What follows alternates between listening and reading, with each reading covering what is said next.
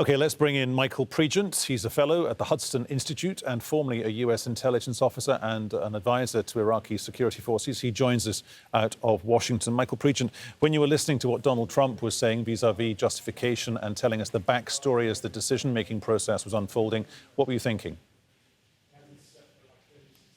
Well, we were seeing that intelligence before on different planning stages of attacks against Americans, but based on what the president said, he also laid out some more warnings for the supreme leader and for Soleimani's militias that remain in Iraq, and that is that we're going to conduct more strikes if provoked, and we're seeing that tonight with the leaders of Kataib Imam Ali being attacked and killed, Haji Shibble, and another leader with Harakat al-Nujaba. That means that other leaders like Akram al-Kabi, Qais Khazali, Hadi al-Amri are all wondering if they're next.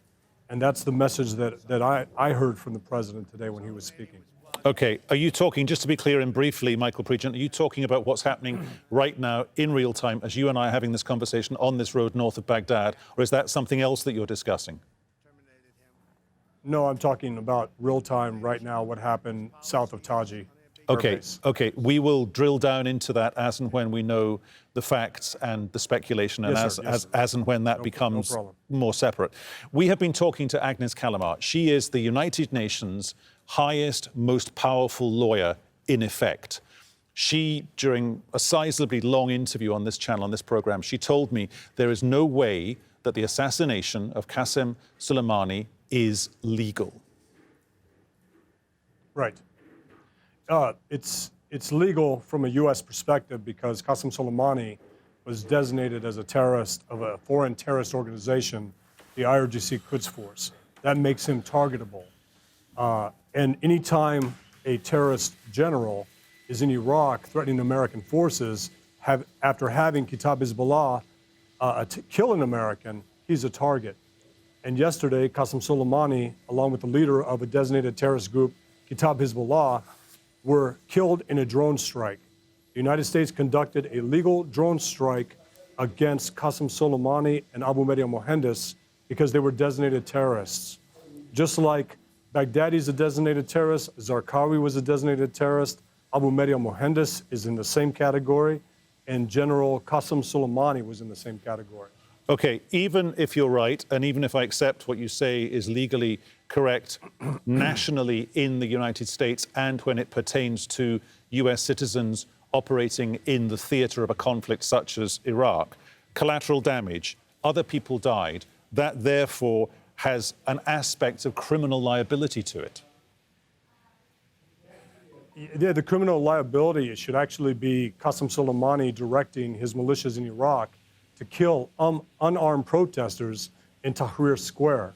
I would like to see this UN attorney look at the legality of a major general telling Prime Minister Abdel Mehdi to sit in that chair over there while I take over a meeting to tell your military and my militia leaders how to turn off the internet and kill innocent civilians in Tahrir Square. That's what Major General Qassem Soleimani did in October. Michael Pregent, illegal. That's a terrorist offense. Do you accept there is something... That's who I am if you're going to ask me on this show. No, that's fine. That's why you're here. Good to talk to you.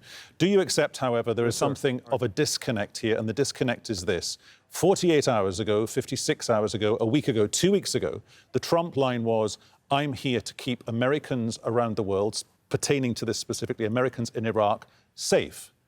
Your country then assassinates somebody who's on a par with your defense secretary on the sovereign territory of that dead person's, quotes, ally, if you will.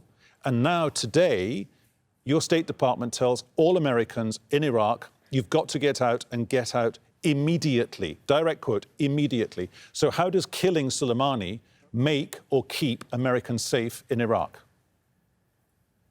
Okay, so let's clarify some of that language. The Americans that we're talking about are Americans that are not part of the military and not part of the State Department's mission. We're talking about entrepreneurs. We're talking about people that are doing business in Iraq. There's a kidnapping threat, and that's something Qassem Soleimani is very good at. And that's another reason Qassem Soleimani was designated a terrorist.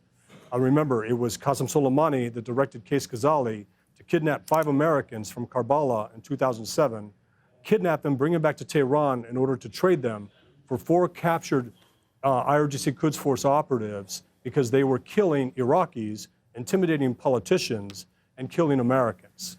So the language is this.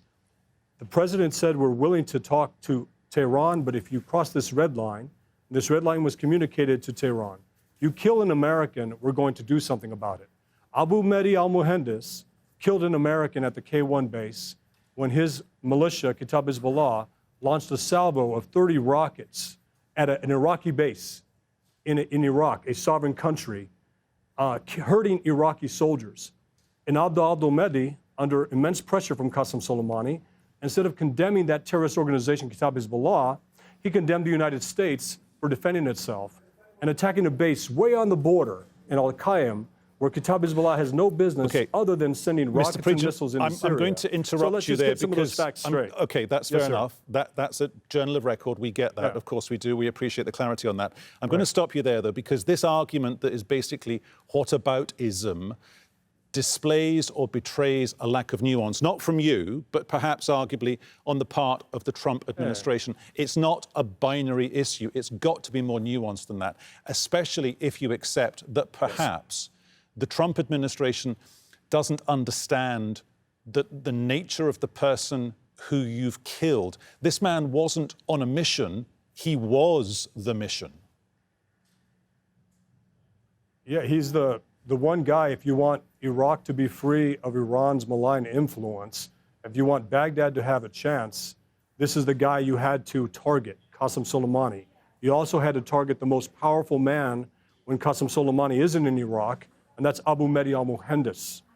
These are the men that Iraqi politicians told U.S. government officials in private, we can do what you want us to do, but we can't because Qassem Soleimani and Abu Mehdi al-Mohandes won't let us. I've had Iraqi politicians tell me, I have to shake the hand of Abu Mehdi al-Mohandes because if I don't, I can be disappeared. We've got to talk about who these guys are. Regardless of how Trump says something or does something, there's a strategy that's in place, a strategy that's solid within the intelligence community, the National Security Council, State Department, and Department of Defense. Trump is the messenger, but the strategy is at that level, and it's sound. This is the person that gave Iraq back its freedom. If you look at the protesters in Tahrir Square cheering, if you look at all the handshakes and smiles I've received today from Iraqis because Qassem Soleimani and Abu Mehdi al-Mohandes is dead, and now with these reports that we haven't verified yet that we talked about earlier, with Haji Shibal being dead, with Harakat al-Nujaba being targeted, Iraqis are happy about this. Iran's hold of Iraq is being addressed by a president that may not say it the right way, but the strategy is in place. Okay, always a pleasure to get your insight, your take Thanks for having me. These kind of global events. Michael Pregent, thank you so much.